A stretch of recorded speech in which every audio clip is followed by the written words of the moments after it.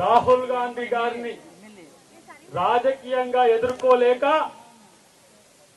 దొంగ కేసులు పెడుతున్నాడు మోడీ.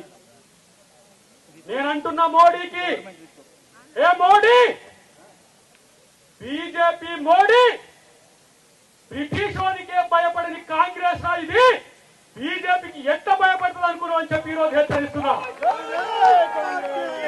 మోడీ, అమిత్ షా ఒక కేడీలు, ఈ దొంగలు ఇవాళ దేశం కొరకు ప్రాణాలు అర్పించిన కుటుంబం మీద కక్ష కట్టిండు దరిద్రులు. ఈ రోజు ఎక్కడ మీ స్వాతంత్ర సంగ్రామంలో మీ పాత్ర? ఇవాళ సెంటు భూమి కూడా లేదు, ఇల్లు కూడా లేని కుటుంబం మీద ఈడీ కేసు పెట్టి ఇవాళ మీరు బెదిరించాలని చూస్తే ఇవాళ గాంధీ కుటుంబానికి మేమందరం కూడా సభ్యులమే. అందరూ గుర్తుపెట్టుకోండి.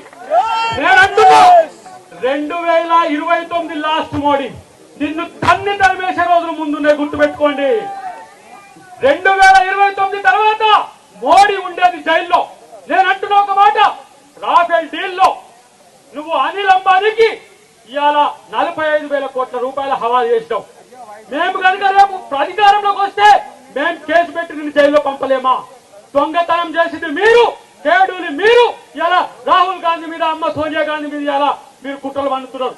ఒక్క మాట, ఆర్ఎస్ఎస్ ఈ రోజు ఇలాంటి దరిద్రం కొట్టు నాయకులను ఈ దేశానికి ఇచ్చిందా? ఆర్ఎస్ఎస్ యొక్క విధానం మీద ఈ దేశ ప్రతిపక్ష నాయకుడిని మొత్తం టెర్మినేట్ చేసిన చరిత్ర ఇవాళ బీజేపీకి ఉన్నది. భయపడ్డా రాహుల్ గాంధీ? ఇవాళ ఎవరైతే ద్వేషం పంచుతున్నారో వాళ్ళ బజార్లో ప్రేమ కొట్టును పెట్టిడు రాహుల్ గాంధీ. ఇది కాంగ్రెస్ పార్టీ యొక్క కల్చర్. మేము ప్రేమనిస్తున్నాం, మీరు ద్వేషాన్ని పెంచుతున్నారు.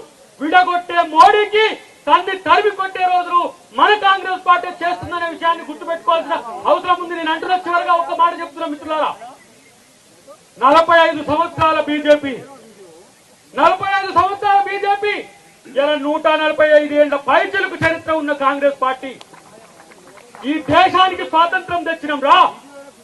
ఒక ప్రజాస్వామ్య ద్రోహి మోడీ ఇలా ఈడీని ఎనిమీ ఆఫ్ ది డెమోక్రసీగా చేసిండు. దేశంలో ఎవరైనా ప్రజాస్వామికవాదులు ప్రశ్నిస్తే వాళ్ళ మీద దాడులకు పూజగలుపుతున్న మోడీని పాతాళంలోకి తొక్కడమే మన లక్ష్యంగా ఉండాలని చెప్పి నేను కాంగ్రెస్ శ్రేణులందరికీ కూడా తెలియజేస్తున్నా. రాహుల్ గాంధీ మీరు కొట్టారండి. తెలంగాణ కాంగ్రెసే కాదు, యావత్ దేశం మీ వైపు చూస్తున్నది. ఇలా 99 సీట్లు వస్తేనే ఇలా భయపడిపోతున్నారు మోడీ, అమిత్ షా.